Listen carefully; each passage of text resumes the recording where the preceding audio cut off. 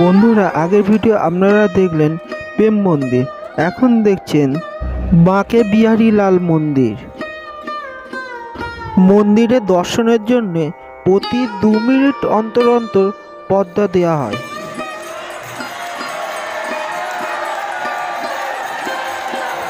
এই বাঁকে বিহারী লাল মন্দির এর নাম দিয়েছেন স্বামী হরিদাস। বন্ধুরা, আপনারা ভাবছেন বাঁকে বিহারী লাল মন্দির নাম হলো কেন? ভগবান শ্রীকৃষ্ণের হাতে বাঁশি, কোমর একটু ব্যাকা থাকে, পাটা একটা পায়ে ফাঁসানো থাকে, তাই এই মন্দিরের নাম হয় বাঁকে বিহারী লাল। বন্ধুরা, এই মন্দিরে প্রচুর ভক্তের সমাগম আছে। এই মন্দিরে ঠাকুর খুবই জাগ্রত, তাই এখানে ভক্তরা নিজস্ব সামর্থ্য মতন প্রদীপ ধূপ জ্বালানো হয়। বন্ধুরা, আপনারা এখন দেখছেন নিধুবন। বৃন্দাবনে এই নিধুবনে আজও পর্যন্ত অলৌকিক রহস্য হয়ে রয়ে গেছে মানুষের কাছে। এই নিধুবনে সন্ধ্যে 5টার পরে পশু পাখি সমস্ত কিছু সবাই এই বন ছেড়ে চলে যায়। 5টার পরে এখানে কোনো পর্যটকের আনাগোনা থাকে না, সবাইকে বাইরে বার করে দেওয়া হয়। শোনা গেছে মৃদুবনে রাধাকৃষ্ণ তার গোপিনীদের সাথে রাসলীলা করে। মহারাজের মুখ থেকে শোনা গেছে যে এখানে এক বাঙালি ভক্ত লুকিয়ে এই মৃদুবনে ছিলেন একটি রাত। পরের দিন সকালে তার মুখ থেকে কোনো সাড়া শব্দ পাওয়া যায়নি। তিনি কোনো অন্ন বা খাবারও খায়নি 3 দিন। পরে শোনা গেল যে ওই বাঙালি ভদ্রলোক কলকাতা থেকে আসা তার গুরুদেবের কাছে আবার উনি চলে যান।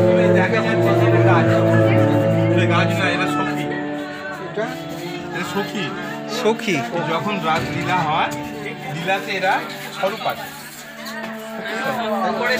স্বরূপ আছে, এই স্বরূপ প্রাপ্ত এরা রাস করে। কিন্তু একটা বৃক্ষ না, আমরা বাস্তবিক জড় জগতে প্রপঞ্চ চোখে আমরা দেখছি দিকপেটে একই গাছ, ওটা একই গাছ, গায়ের স্বরূপ না, এই স্বরূপাত্ম সখী স্বরূপ।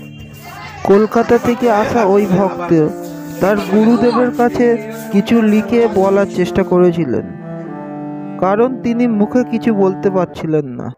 তার গুরুদেব স্নান সেরে এসে দেখলেন যে তার ঈশ্বর প্রাপ্তি ঘটেছে।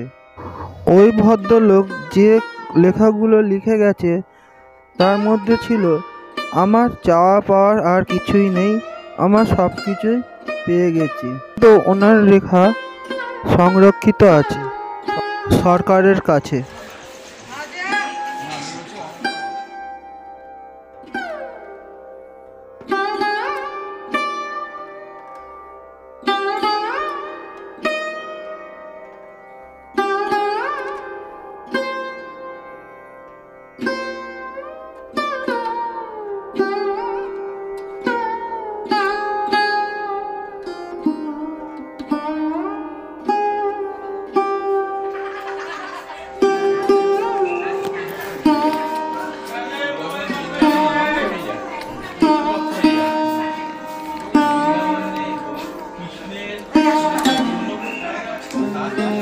পরীক্ষিত বললো হস্তিনাপুর দিকে আমি বাঁদর দেবো, তাহলে প্রজা পাবো কোথা?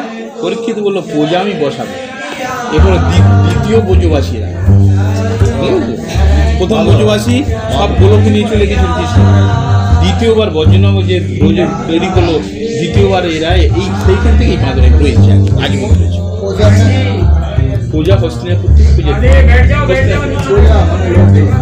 নাহলে রাজত্ব হবে না। এখানে শুনিনি আমি যে বৃন্দাবন ধ্বংস হয়ে যাওয়ার পরেও আমার বৃন্দাবন লুপ্ত হয়েছে, ধ্বংস না, লুপ্ত জিনিসটা আলাদা, গোপন হয়ে গেল, আর ধ্বংস জিনিসটা আলাদা। বন্ধুরা, এরপর আমরা চললাম ললিতা কুণ্ড দেখতে।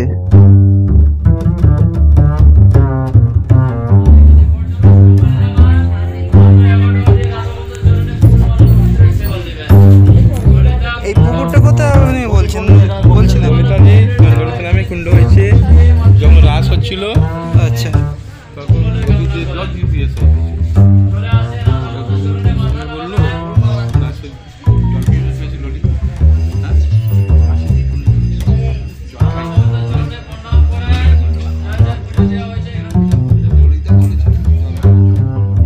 বন্ধুরা এখন দেখছেন এটাই সেই ললিতা কুণ্ড।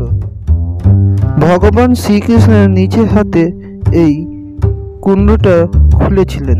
ভগবান শ্রীকৃষ্ণ ললিতা দেবীকে তৃষ্ণার্ত নিবারণ করেন, তাই এর নাম ললিতা কুণ্ড। বরফপুরের রানী।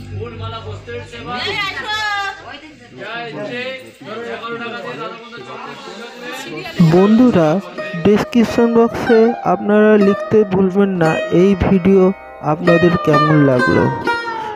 ট্যুর অ্যান্ড ট্রাভেলসের ভিডিও পেতে এই চ্যানেলকে সাবস্ক্রাইব করে নোটিফিকেশানে বেল আইকনটা বাজিয়ে দিন। ভিডিওটা সম্পূর্ণ দেখার জন্য অসংখ্য ধন্যবাদ।